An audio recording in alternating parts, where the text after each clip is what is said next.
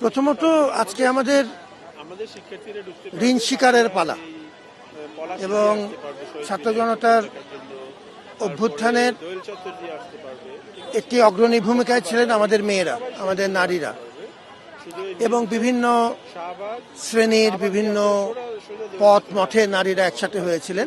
ঢাকা বিশ্ববিদ্যালয়ের আমাদের ছাত্রীরা আমাদেরকে গর্বিত করেছে সেদিন, আমাদের শিক্ষার্থীদের, আমাদের শিক্ষকদেরকে সাথে নিয়ে ও সময় মাঠে ছিলেন। আমরা সেই তাদের ভূমিকাকে স্মরণ করছি, সম্মাননা জানাচ্ছি এবং জাতির প্রতি যে দায় এবং ঋণ সেটি স্মরণ করার একটি উপলক্ষ আজকের দিন। এবং জানেন যে আমরা ঢাকা বিশ্ববিদ্যালয়ের পক্ষ থেকে এটিকে ঢাকা বিশ্ববিদ্যালয় নারী দিবস ঘোষণা করা হচ্ছে এবং জাতীয়ভাবে এটি পালন করার চেষ্টা করা হচ্ছে। আমাদের সাথে আমাদের সংস্কৃতি মন্ত্রণালয় এবং শিক্ষা মন্ত্রণালয় সহ সরকারের বিভিন্ন প্রতিষ্ঠান যোগ দিয়েছেন, তাদের প্রতি আমরা গভীরভাবে ধন্যবাদ।